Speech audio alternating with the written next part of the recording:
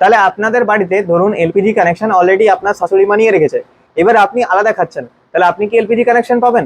উজ্জ্বলা যোজনার সব থেকে বড় কোশ্চেন হলো এটা মানুষের মধ্যে, যে আমি উজ্জ্বলা যোজনা আমার অলরেডি বাড়িতে আছে তাহলে কি পাবো? দেখুন এটা ডিপেন্ড করছে, এই ভিডিওতে ওটা অ্যান্সার দেবো। রেশন কার্ড যদি হেড অফ দ্য ফ্যামিলি আপনার হাজবেন্ড থাকে আর আপনি আলাদা ফ্যামিলিতে থাকেন, তাহলে কিন্তু আপনি এলিজিবল।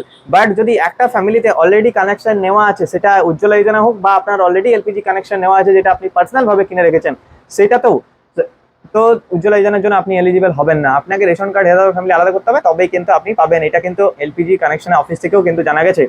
আর যে অনলাইনে ধরুন আরেকটা কোশ্চেন সবার আসছে যে অনলাইনে অ্যাপ্লাই করা যাবে কিনা, একদম যাবে, সেটারও কমপ্লিট ভিডিও আসবে।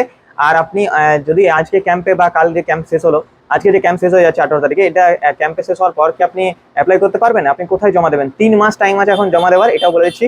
এরপর লং ভিডিওতে আমি সম্পূর্ণ বলে দেবো এই এলিজিবিলিটি কারা, কিভাবে পাবেন, বেনিফিট কি আছে, সম্পূর্ণ পদ্ধতি পুরো ভিডিওটা আসছে। চ্যানেলটাকে অবশ্যই সাবস্ক্রাইব করবেন। শর্ট ভিডিওটা দেখে নেন, লং ভিডিওটা দেখার জন্য অবশ্যই চ্যানেলটাকে সাবস্ক্রাইব করে রাখুন। Thank you so much.